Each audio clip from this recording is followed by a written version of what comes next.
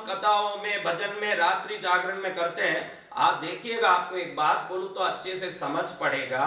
आपको ये समझ आ जाएगा कि हम कभी घूमने जाते हैं, वाटर वर्ल्ड जाते हैं, वाटर किंगडम जाते हैं और कहीं जाते हैं, आप अच्छे से सोचिएगा, पिक्चर जाते हैं, होटल खाने जाते हैं, वाटर किंगडम, वाटर वर्ल्ड, कई प्रकार के एक्सकर्शंस में जाते हैं। वापस आते समय आप ध्यान रखिएगा, थके हुए आएंगे आप। वाटर किंगडम जाइए, वाटर वर्ल्ड जाइए, पिक्चर जाइए, वापस आते ही थक के सो जाते हैं। आप अच्छे से याद करिए, आप कभी कथा, भजन, कहानी सुनने गए हो, वापस आते समय थके हुए असंभव है, क्योंकि वो कथाएं, भजन आपकी जितनी ऊर्जा मांगती है उससे कहीं अधिक ऊर्जा आपके अंदर डाल के आपके घर भेजती है वापस। ये भारतीय संस्कृति की शक्ति है। जितनी ऊर्जा आप वहां व्यय करते हो उससे अधिक ऊर्जा लेके आते हो, क्योंकि वहां एक्सरसाइज भी होता है कथाओं में। कथाकार हो के गुरुदेव हो के कोई भी भजनकार हो के आपको बोलते हैं हाथ उठाइए, भजन में ताली बजाइए, आप भजन करिए, नाचिए, कुछ भी करिए। आप जब भी शरीर के मुख्य केंद्रों में कुछ व्यायाम करते हैं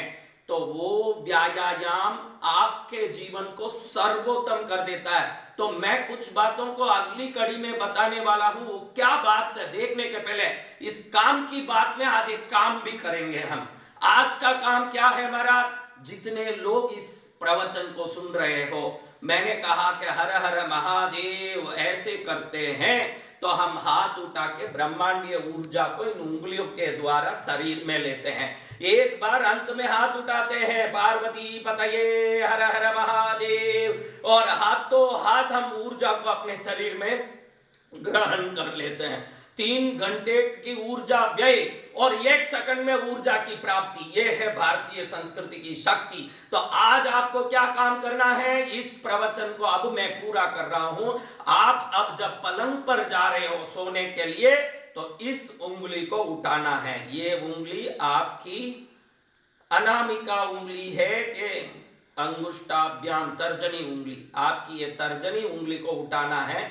इसको धीरे से ऐसे पकड़ के कहना है, मेरे शरीर में वायु का संचार पूर्ण रूप से व्यवस्थित रहे और उस वायु के संचार से शरीर में वात, पित्त, कफ आदि का कभी प्रकोप ना हो।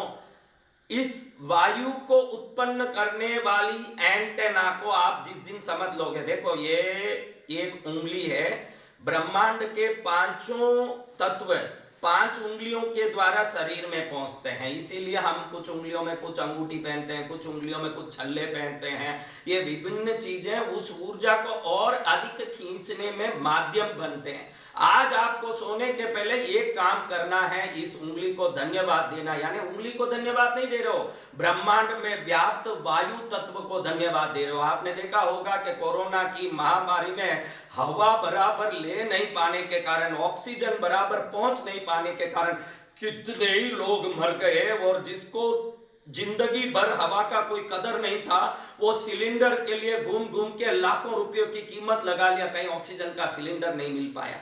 इसलिए आज सोने के पहले आपको निश्चित आज का काम ये करना है, आपको इस तत्व को धन्य बोलना, वायु तत्व को, और जीवन भर आप में वायु निराभात संचार करता रहे और हर नस में वायु व्यवस्थित पहुंचने के कारण खून व्यवस्थित बना रहे, खून व्यवस्थित बनाने के कारण शक्ति बना रहे, शक्ति बनने के कारण सिद्धि बनी रहे और सिद्धि बनने के कारण आप सफल बने रहें। यही मंगल कामना के